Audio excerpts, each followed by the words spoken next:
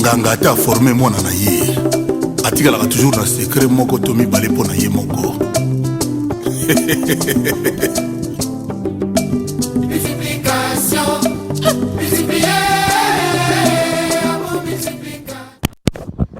Toujours la Braza, c'est l'heure de Kin Hit, émission Binonion Sobolingaka avec Sylvie Batigou. Bon week-end na Binonion so Openza, Bonzimi Kolanda, émission Kitoko Oyo Kin Hit. Bon week-end à toi Rajni Kimfuta, Babi Penza, show na show toujours. Sans plus tarder, fidèles téléspectateurs, Toko Banda, émission na biso na ba news ordinaire na biso ndenge kaka ezaka chaque samedi. Donc Banakin tout à l'heure, artiste musicien Jean Goubal a se produire na extrême Kassavoubou, avenue au Palais numéro 84. Dans ce bouquet, qu'on a beaucoup savouré la bonne musique. Il y a artiste et musicien Jean Goubal, mais tout à l'heure, artiste et musicien Alain Pella, en concert na boulevard Triomphal. Donc Alain Pella Binonion Sobolingaka ye Chakulenda webika ninga biniamno ba dombolo. Donc bozanga te penza bo répondre na invitation kitoko oyo. Voilà tout à l'heure we ranson na wenge musique maison mère Bazali na concert na Point Noir pe we ranson abi le 9 à cause en production au terrain municipal de Massina. Alain Pella Chakulenda kande na oteko annoncer que azeko se produire penza tout à l'heure na boulevard Triomphal Kabo Semboa Kandale National abi le 8 mars ba mama tout boya ko bina biloko ya boma babi biloko ya boma mona maputa et ça kapé goût quoi. Donc toza toujours ko continuer na information ya Kabo Semboa Kanda le 9. Donc le 9 et dimanche Kabo C à cause en production na foire internationale ya Kinshasa na espace Euro Congo chez Georges Moleka. Pour continuer na ba news na biso, artiste et musicien Tonton Lai et Voloko Fils azali en plein tournage. Il y a ba clip ya prochain opus na œuvre dont Tonton Lai abi d'ici la penza bokozwa na marché de disque opus kitoko na kombo ya Èvre plutôt. L'artiste et musicien Suzuki 4x4 azali ko promettre na ba fanatique na ye que bientôt penza na marché de disque bokozwa opus Amourel pe Suzuki Luzubu abi kalate penza akozala na kin awa pona ko sepelisa bino. Suzuki abi a créé groupe nae na kombo ya Jet Set. Donc wana ezali orchestre ya Suzuki Luzubu 4x4 et puis très bientôt bana kin bokozwa lisu na marché de disque album de voir ya Soleil Wanga Cavalier au papa Maele o mikolo penza bazobenga e Panthère Noire. Soleil abi penza na kata de voir asali featuring na Nathalie Makoma pe opiso de voir ezali ko contenu 10 titres. En JB Piana Papa Chéri na wenge BCBG bako se produire lobby dimanche na maison des vins JB Piana a bibino ba fanatique na ye donc mité malabino ezala poser pour d'ici la penza boko zwa album bal des matchs ezana banzembo kitoko pe Roger ngano na bina bisabino ke atenzembo kitoko na kombo ya Paralove pourquoi pas s'aimer qui ya Ibu ba Shengenge donc album au penza bal des matchs et ko corriger ba opus ebele na marché de disque. Donc bana kin tozali toujours continuer na ba news na biso en côté Amanda Chante azali ko annoncer sortie officielle ya opus ne je suis pour très bientôt. Donc kumu Amanda Chante abi chaque dimanche azana barbecue na avenue Mwanda numéro 4 na Simaya pembeni ka ya Faubourg. Donc Amanda Chante abi soboke kuna penda donc bozomwa avant goût ya opus je suis poye azakani on a toujours pona ko sepelisa bino Gino Equalizer obinonyo soboyebi azaki ancien et orchestre Wenge BCBG Gino Equalizer l'homme des chéris enlevé na minito azali en plein studio pour na préparatif ya prochain opus nae commandant de bord. Donc bana kinwa nezaki quelques news otobongi selaki bino penza na poko ya lelo mais ba album pe ebimi déjà ebele c'est le yes weekend eza déjà na marché de disque Fally Ipupa album nae Power eza déjà sur les bacs. Maintenant le côté na classement tepo Fally il faut assisa nan makambu na censure. Donc semaine prochaine déjà beaucoup zwa opus oyo Power ya Fally Ipupa. Voilà banakin babi masolongo bandi. J'espère boyel ko mona bino changement ya décor na pourquoi lelo toza penza na night club NR New Relais babi adresse ba nango so na posa ko bina poso ni saloketo yaraka awa na night club NR New Relais babi oko savourer penza ba bonne musique pour a nyonso ezali sans plus tarder fidèles téléspectateurs. Deuxième position la biso lelo ezali occupé na album Intouchable Adolphe Dominguez Tata Mobich babi rien à dire pour na opus oyo pour opus oyo ezala banzembo kitoko opus oyo ezali côté kama bir bolanda bino moko extrait ya nzembo kitoko ezali tiré na kati ya Intouchable. King Makiadi, Nes Makiadi, Olivier Doudier. Mbagana tumele pa ya prophète Neema. Butu ya lelo butu ya mawa. Ndeki aziki sizala. Motema nanga vraiment etoni na mawa. Mona bilengi nanga ebetaki deja kala. Yo baxi nzeme na ndomolo ya kokata makinwa wa Papi qui bonde papi c'est papi Zalambila. Basson Sekonda, Patou Kabamou le meilleur joueur. Patrick Bologna encore et toujours. Patrick Mavou au centre. Moi mon cœur la kasuki va botoli jouer na mamboko. Moi mon police qui va botoli na motisi na kolela nini. Mama ine Rami Amisie et mon sisi et mon zizi et mon zizi. Paul Kakwenda na South Africa à la vidéo. Paul Kakwenda lisusu. Yozo misi nunga makala simoki na yona anime. Nasenge maboze moto bapi meninga potango na lambaka. Sunga milei na ngekotela kabango tina bakosa mosese. Patrick Mazaza Paris. Patrick Wachile. Michel Monsengi.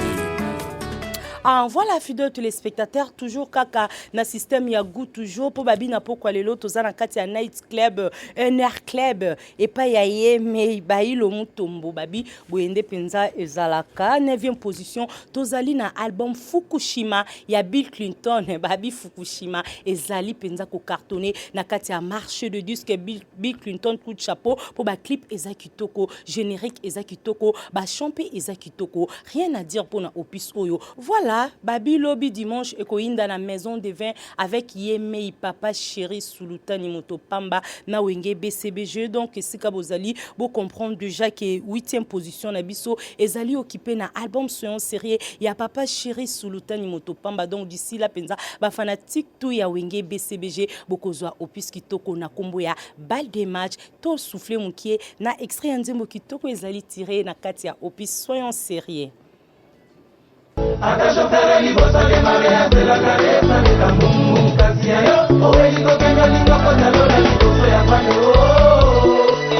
Mon général House, Mokonza Mapinga, Alice la jolie. Ah, Claudia Mama, Ikae. Francis Kalombo solution. Bisa fundi pambu pambolo deza ete baitiza ye na ndoboe. Mon général Olenga. Ndobo alobi eza ete baitiliza ye na pêcheur na maluku. Général Septième position, tozali na album Master, il y a Meje 30 babi penza, Meje 30 coup de chapeau pour opus na op ezali côté kama. Voilà, tozali toujours au continuer classement na biso, 6e position, tozali na album Arsenal des belles mélodies a Fali Poupa Dicap la merveille donc nazali ko informer bino ke album ya Fali asika power nan ebimité pour Fali, il faut asili sapena à s'arranger na censure donc semaine prochaine album power et kozala na marché de disque Roger de Papa Nenzo tout soufflé na extrait ya nzembo kitoko ezali tiré na kati ya Arsenal des belles mélodies.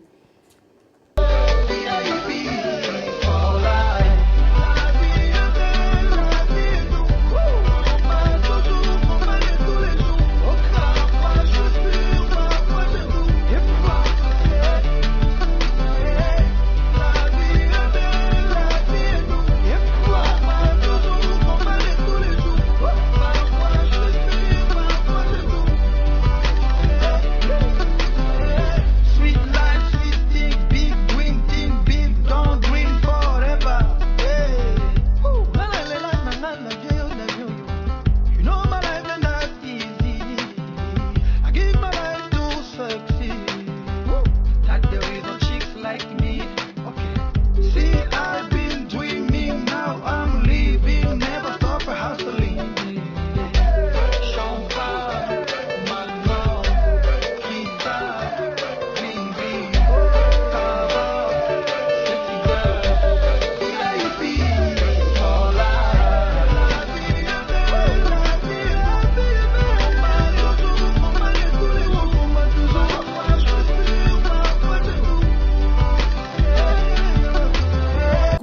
bonjour fidèles téléspectateurs. On a profité de l'occasion.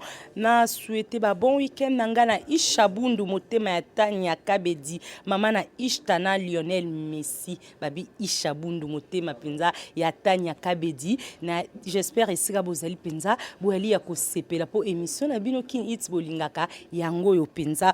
Donc fidèles téléspectateurs na 5e position na biso lelo tozali na album non, maxi single biloko ya boma ya Kabo Sembwa Kanda. Donc le 8 mars Kabo Sembwa Kanda a se produire na Kimbwala. Puis le 9 mars artiste Kabo Se a en production na Fikine et pas il y a Georges Moleka na Espace Héros. Donc biloko ya boma penza rien à dire. Babi Roger Dei to souffler na biloko ya boma po biloko ya boma et ça ka gutoleka.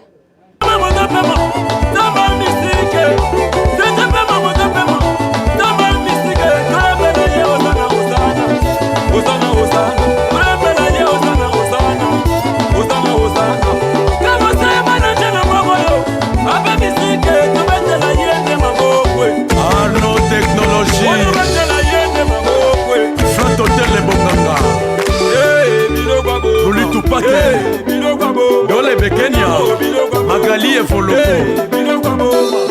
Comme machine papa na Sandrina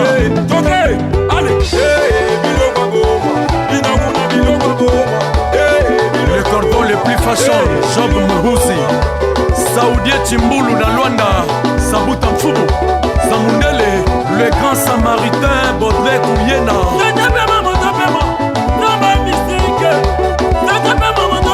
Maître Baye il lougeait la coiffe Chora Mayemba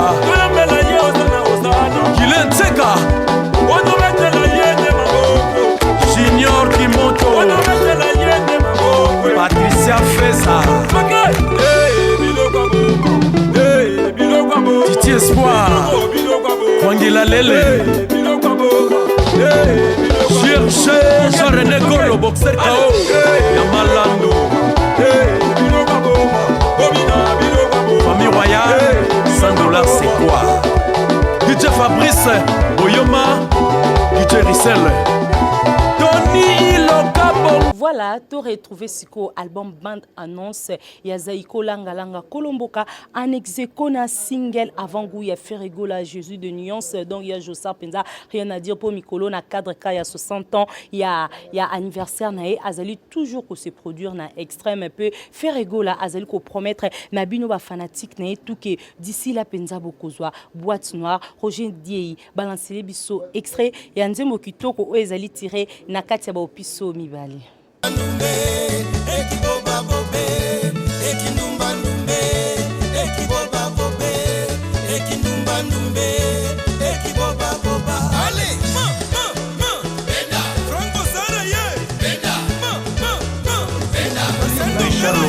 Nakolanga miambeto ya l'hôpital Blanchard Katikati Vero Mangoye horloge nini akoki kopesanga ntango exacte mpo na kalkile ntango ya lambulu Fabrice Mola maya miso na ngai ebale Stéphane Chacho kote singo Allez, touchons ça et ça.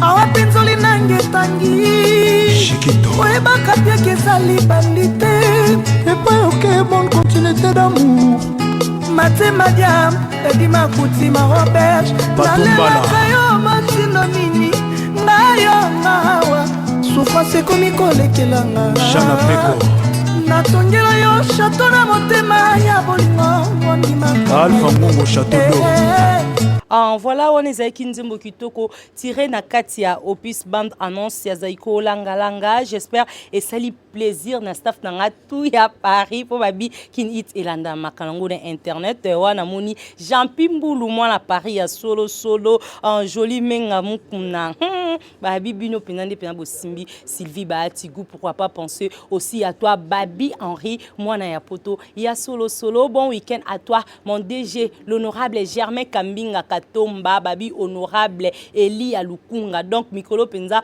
au commune penza Eli ya ville ya Kinshasa honorable Germain Kambinga coup de chapeau pour Musala Ezali Kitoko. Fidèle téléspectateur, tu retrouvé Sukoyo album Abracadabra ya Kofi Olomide le Grand Mopao le Kwada Koraman marché central donc Kofi Olomide alobi d'ici la penza single ya Cindy Ekobima abi single wana eko cartonné single wana eko liaba opis ebele donc rien à dire penza pour un artiste muneno Kofi Olomide bolanda bino moko extrait Nzembo ezali tiré na kati ya Abracadabra pe tokutani tout juste après.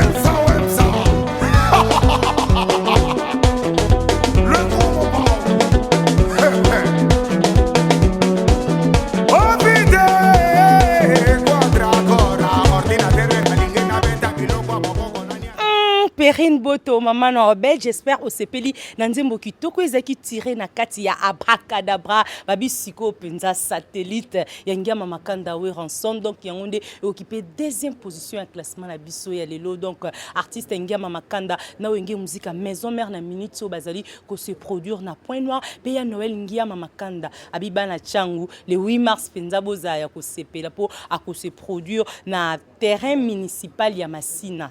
Donc, bozangate bo répondre penza na rendez-vous kitoko oyo. Donc, il y a Noël Ngiama abi azali sous na studio pour na flèche ingeta ezui. Donc, satellite ezaka avant goût. Donc, rien à dire pour na opis oyo. Babi Roger Dey penza a confirmé opiso ezagou. Rajini qui fout taper a confirmé satellite ezagou. Donc, bolanda binomoko extrait à satellite pe bo jige. Mimi Mitana, Angèle, Thomas, Emmanuel, Nathalie Sama.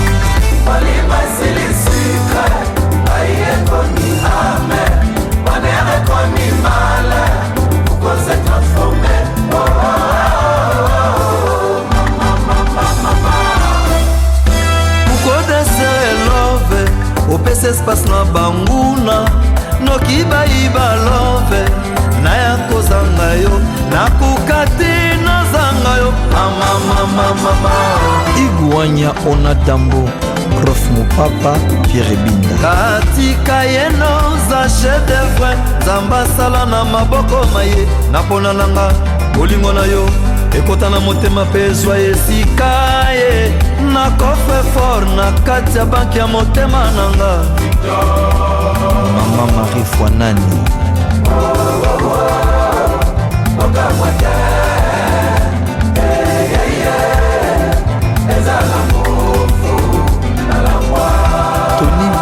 Françoise Sony Kamana Terambasi. Eh oui, Jordan Maweze, j'espère au CP Lipenza, j'espère au satellité. Puis Jordan Maweze, abi au piste n'est pas calaté. Donc, Mouto Penza, Assisi Penza, bah, PD valeur, quoi. Donc, rien à dire, Penza. Pour Jordan Maweze, pourquoi pas penser aussi à Baï Lomutombo, Babi Boé Penza, Nde Ezalaka. Fidèles téléspectateurs, j'espère samedi passé, Bolanda qui Penza. Interview à Fali Poupa Dicap la merveille on est qui penza commentaire topé interview ya bande konabuso ya presse internationaux donc et belé penza bobenga ki bobe ba tizong si abiso interview ana to kandenge ni Fali Poupa abanda carrière naye a loba ki ndenge asaba featuring na ba artiste et musicien ya monde entier donc fidèle téléspectateur ya bino yango wana penza interview ya Fali Poupa Dicap la merveille wana eza interview bande konabiso ya libanda ba interviewa ki Fali Poupa Dicap la merveille azali penza ko sa fierté ya ba artiste et musicien na biso na monde entier ya bino yango wana banakin Fali Poupa Dicap la merveille. Ensuite, on retrouve Fali Poupa. À l'occasion de la sortie de son nouvel album, Guestar est parti à la rencontre de Fali Poupa, le DiCaprio de Kinshasa. Coup de projecteur sur cet artiste engagé au grand cœur qui a su s'imposer en quelques années dans le monde de la musique. Salut, c'est Fali Poupa. Vous regardez Trace Urbaine. Bercé depuis son plus jeune âge par la rumba congolaise, il fait ses premières armes dans son quartier natal de Bandal. Mon premier groupe, vraiment, je ne dirais pas que c'est professionnel, mais mon premier groupe, c'était, ça s'appelait New City. C'était à Bandal, parce que moi je suis de Bandal, Kinshasa, l'une des communes de Kinshasa. Et puis après, on a eu Talent Latin, non, Nouvelle Alliance, Talent Latin. Et Talent Latin, après, j'ai adhéré au groupe Quartier Latin. C'est avec Quartier Latin que Fali Poupa se distingue grâce à sa voix sucrée. Il signe son premier titre intitulé Éternellement sur l'album Force de frappe, aux côtés de Koffi Olomide, un grand nom de la chanson africaine.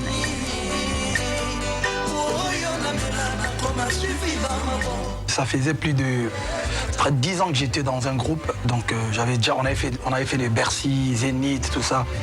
On avait fait pas mal de disques d'or. En fait, j'avais déjà ma vision. En fait, était quand j'allais faire mon album solo, ma carrière solo, je savais déjà plus ou moins ce que j'allais faire. Et puis voilà, quand j'ai sorti mon premier disque, c'était vraiment la falinisation, quoi. Ma façon de voir la musique congolaise, un peu la musique congolaise, mais légèrement un peu plus urbaine, et puis avec des sonorités limite R&B, hip-hop, mélangé avec la rumba. Voilà, c'était à peu près ça. Ce premier album, produit par l'Ivoirien David Monceau, propulse Fali Poupa sur le devant de la scène, grâce notamment à ce savant mélange entre tradition et modernité. Moi, ma musique, c'était vraiment, quand tu écoutais, tu savais tout de suite que c'était moi. C'était nouveau, voilà. C'est un véritable carton. Son premier essai est sacré disque d'or en quelques semaines. Fali commence alors une tournée internationale d'Abidjan en passant par Lausanne pour finir à l'Olympia en avril 2007. 3 ans plus tard, Fali Poupa sort son deuxième album, Arsenal de belles mélodies. C'est un record pour un artiste congolais. Il se vendra à plus de 40 000 exemplaires en seulement une semaine. Le DiCaprio de Kinshasa remporte son deuxième disque d'or. Une consécration qui le propulse sur la scène internationale, lui permettant de signer de nombreuses collaborations avec des artistes comme R. Kelly, Olivia Langotte ou encore Mokobe, et d'autres encore plus surprenantes.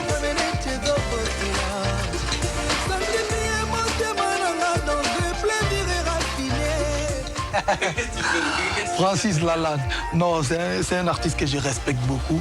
En fait, je ne connaissais pas mon producteur qui m'avait branché, tout ça, on était allé en studio avec lui. Vraiment, j'aime sa façon de voir les choses. J'aime sa façon, les lyrics, vraiment la musique. C'était bien. Pour moi, c'est une bonne collaboration, mais ça m'a fait énormément plaisir de collaborer avec cet artiste. Vraiment, avec trop de respect. Des collaborations, il y en aura à foison dans ce prochain disque de Fali Poupa. Baptisé Aller-Retour, il est composé de 2 albums regroupant plus de 24 titres.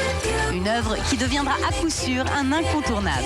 On retrouvera évidemment la touche Fali Poupa, de la rumba empreinte d'une sonorité hip-hop, mais aussi plein d'autres surprises. J'ai un nouvel album qui sort en février, double album, ça veut dire un album international, beaucoup plus ouvert.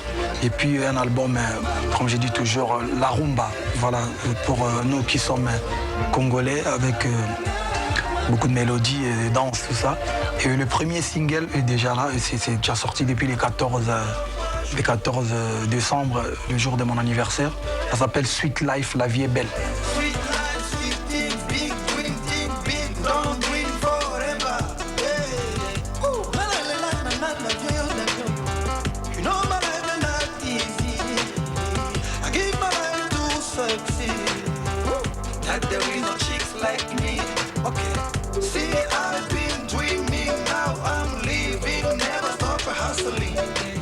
En fait, l'album Rumba, c'est mon créneau, tu vois.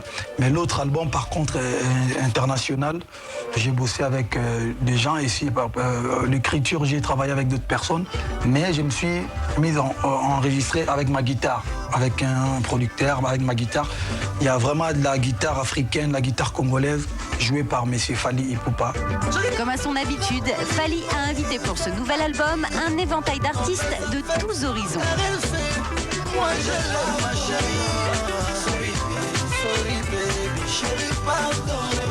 Oui, il y a quelques invités. Je ne voudrais pas dévoiler tout de suite, sinon il n'y aura plus de surprises. Mais il y a 3 artistes américains, et puis il y aura 2 artistes français, et puis peut-être 2 ou 3 artistes africains. Mais vraiment, ça va être bien. Allez Fally, un petit effort, dévoile-nous une exclue pour Trace Urbaine.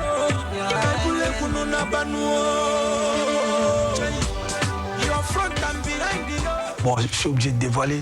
On a un titre ensemble avec Ivy. Voilà, je dévoile, c'est juste elle que je dévoile. Et le titre s'appelle S'explosif. Fally n'est pas qu'un artiste qui enflamme les dance floors. Dicap La Merveille se sert aujourd'hui de sa notoriété à bon escient. Engagé auprès de son pays qui connaît depuis plusieurs années une succession de conflits, il collabore en novembre 2012 aux côtés de nombreux artistes congolais comme Papa Wemba ou encore Kofi Olomide pour dire stop à la guerre qui ravage l'est du pays. Moi j'ai vécu tout ça quand j'étais au pays avant que... avant 2000, c'est-à-dire vers 97, à l'entrée de l'AFDL. J'ai vécu tout ça, j'ai perdu des amis, de la famille, tout ça au pays. Nous on est là, on ne peut rien faire sauf dénoncer, comme j'ai fait avec mon titre Stop à la guerre à l'est du pays. Donc voilà.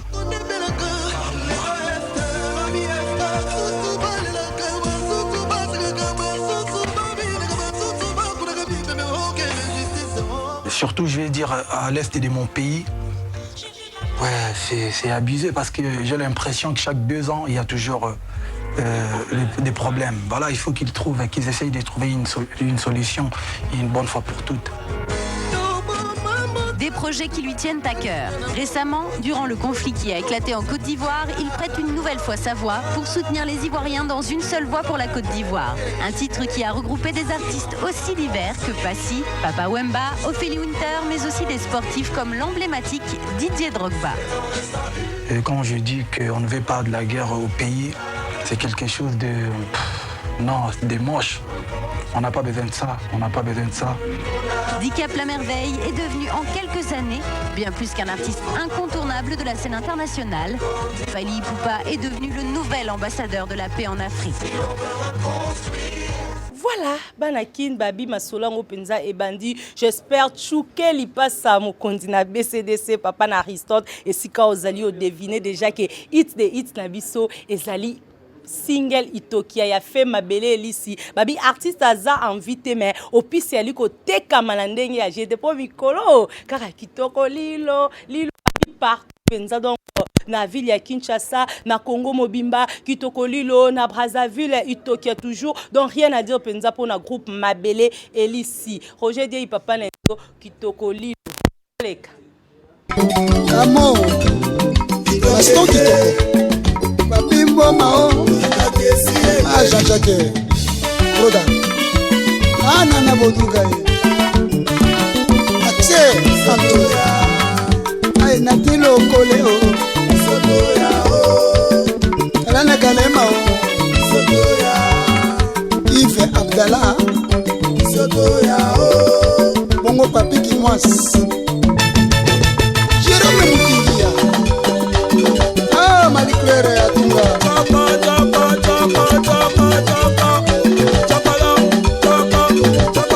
Greg Sam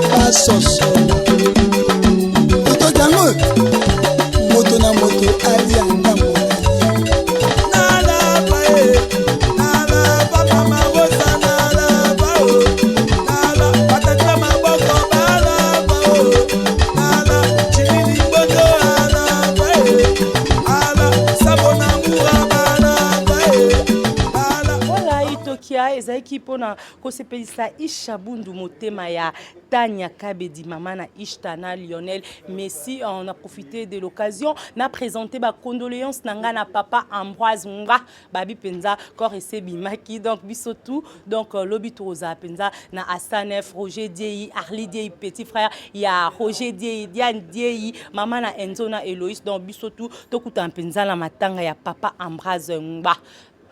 Balakin balabraza en train de comprendre que tu comme pendant na souka ya émission na Bisokin Hit avec Sylvie Batigou. Merci na ba maison de disque nyonso o esunga ki biso po na classement na biso ya pokwa lelo. Merci na cadre kitoko Night Club NR New Relais o yamba ki biso pendant na pokwa lelo babi penza esika komela yango penza boîte solo na kata ville ya Roger Ngandu babi champagne lo pamba pena Roger Ngandu na posa komela oye awa penzana Night Club NR New Relais. Bon week-end na yo boss des boss Dodé Dicha les patrons ya Night Club Top Night wana bosanité DJ via DJ Spike. Merci à toi Kisinjora Vienjora l'homme de ce mon tour.